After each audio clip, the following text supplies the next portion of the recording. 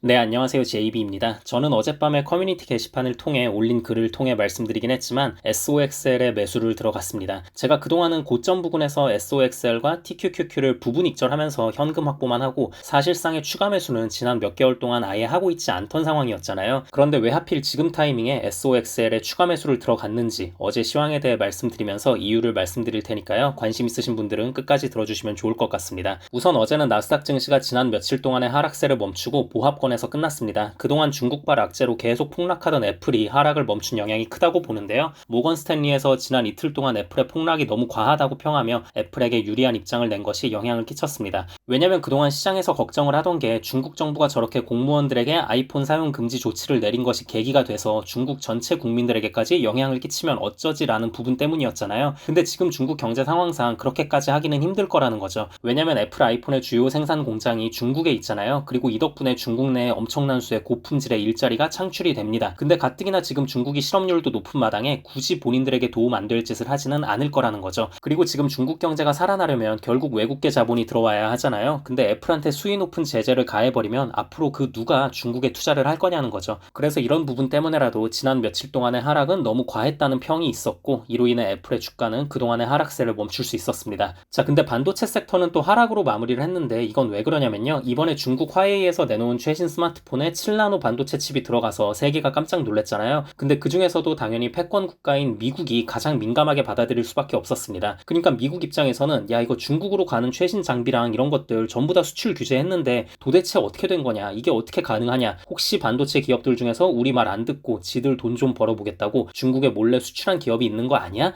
아무튼 누군지 걸리기만 해봐 라는 식으로 나오면서 면밀하게 조사를 해보겠다고 미국 상무부에서 입장을 낸 거예요. 백악관에서도 비슷한 성명을 냈고요. 분위기가 이런 식으로 흘러가다 보니까 이거 추후에 괜히 또 대중 수출 관련해서 제재가 엄청나게 쏟아지는 거 아니야? 라는 심리가 반도체 섹터에 전반적으로 퍼지면서 하락할 수밖에 없었습니다. 자, 그리고 채권 이야기 좀 해보자면요. 어제 채권이 마지막으로 갈수록 상승분을 좀 반납하긴 했지만 어쨌든 그래도 초중반까지는 꽤 크게 상승하기도 하고 전체적으로 분위기가 좋게 잘 마무리가 됐잖아요. 이건 왜 그러냐면요. 물론 뭐 제 개인적인 생각입니다만 일본에서 GDP 수정치를 발표했는데 그게 기존에 발표했던 수치보다 하향된 수치가 나온 거예요. 그리고 안에 내용들도 일본 경기가 좀 약하다는 게 드러나게 됐습니다. 그렇다 보니까 뭐 얼마 전까지만 해도 일본이 이젠 긴축으로 돌아설 것이다라는 등 여러 가지 미국 채권에 위협이 될 만한 말들이 좀 나왔었잖아요. 근데 이 부분에서 일단 안도를 한 거예요. 야, 일본 지금 상황 보니까 긴축 못할 것 같은데?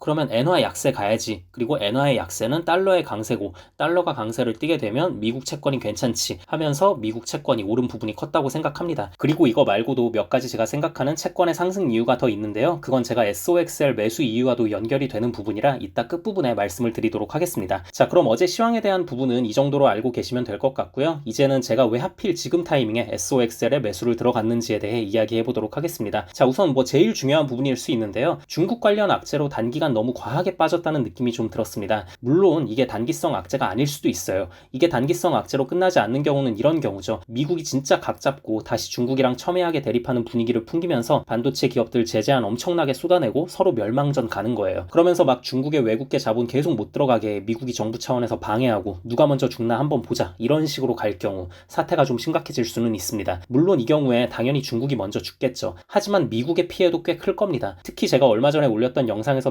말씀드렸다시피 미국은 채권을 살리기 위해서라도 어느 정도 중국의 경제 회복은 좀 용인을 해줘야 되는 상황이라고 저는 생각을 하거든요. 그리고 이로 인해 벌어진 게 지난번에 있었던 미국 상무장관과 중국 상무장관의 만남이었다고 보고 있고요. 이때 분위기가 굉장히 좋게 잘 진행이 됐었잖아요. 그렇기 때문에 갑자기 이제 와서 분위기를 악화시키는 방향으로 갈 것 같지는 않습니다. 근데 사실 이게 지금 상황을 보면 중국이 먼저 선빵 친 거 아니냐, 왜 좋았던 분위기 속에 괜히 공무원들 아이폰 금지시키고 해서 이런 분란을 만드냐고 보는 분들이 계실 수도 있는데요. 저도 비슷한 생각입니다. 굳이 분란을 안 만들었으면 더 좋았을 것 같긴 해요. 근데 또 한편으론 이 조치 자체가 사실 따지고 보면 뭐 그렇게까지 심각한 조치인가 싶긴 하거든요. 전 국민을 대상으로 아이폰 불매운동을 벌이라고 지령을 내린 것도 아니고 저는 그냥 이건 화웨이가 다시 도약하는 발판을 마련해주기 위한 포석으로 보거든요. 그리고 명분도 그냥 그럴싸하죠. 국가 안보를 위해 공무원들의 외국계 스마트폰을 금지한다. 뭐 이런 식으로 나온 것 뿐이기 때문에 물론 이거 자체도 약간 좀 오바스럽긴 하지만 그래도 그냥 그렇게까지 확대될 악재는 아니라고 생각합니다. 그래서 이 부분에 대한 시장의 냉정한 평가가 다시 내려질 것이라고 보고 있고요. 이로 인한 SOXL의 주가 반등을 기대하고 있습니다. 자, 그리고 두 번째 이유는 다음 주 수요일 전까지는 별다른 이슈가 없습니다. CPI 발표 전에는 딱히 뭐가 없거든요. 그래서 주가가 너무 과하게 하락한 부분에 한해서만큼은 좀 회복을 할 수 있지 않을까라는 않을까라는 생각이 듭니다. 참고로 제가 어제 들어간 SOXL 물량은 단타로 이익 보고 빠질지 아니면 장투로 계속 들고 갈지 아직은 정하지 않았거든요. 근데 만약 단타로 정리하는 쪽으로 마음을 정한다면 아마 CPI 발표 전에 정리를 할 것 같다는 생각이 듭니다. 자, 그리고 세 번째, 다음 주는 채권이 좀 안정적으로 흘러갈 것 같다는 생각에 SOXL을 매수한 것도 있습니다. JP모건이 국채 고객을 대상으로 설문을 진행한 내용을 발표를 했는데요. 국채 고객들의 국채 순매수 포지션이 5월 말 이후로 현재 가장 중립적인 수준으로 하락했다고 합니다. 참고로 그 전까지는 국채 매도 압력이 강했어요. 근데 이번에 중립 수준까지 맞춰졌다는 건 다음 주에 채권 금리가 좀 안정화될 수 있는 여지가 있지 않을까 싶습니다. 그리고 여기에 지난 며칠간 금리 상승에 영향을 끼쳤던 회사채 발행이 거의 다 끝났습니다. 아무래도 탄탄한 회사들에서 회사채 발행을 하면 거의 뭐 국채 수준이니까 수요가 이런 회사채로 많이 몰리게 됩니다. 그래서 지난 한 주 동안 미국 채권이 전체적으로 약세를 보였던 부분이 있거든요. 근데 회사채 발행이 거의 다 마무리가 됐고요. 그리고 8월 달에는 재무부의 장기 채권 발행량이 너무 말도 안 되게 쏠렸던 부분도 채권 금리 향상에 기여를 했는데요. 이번 9월 달부터는 발행량이 확실히 많이 줄어듭니다.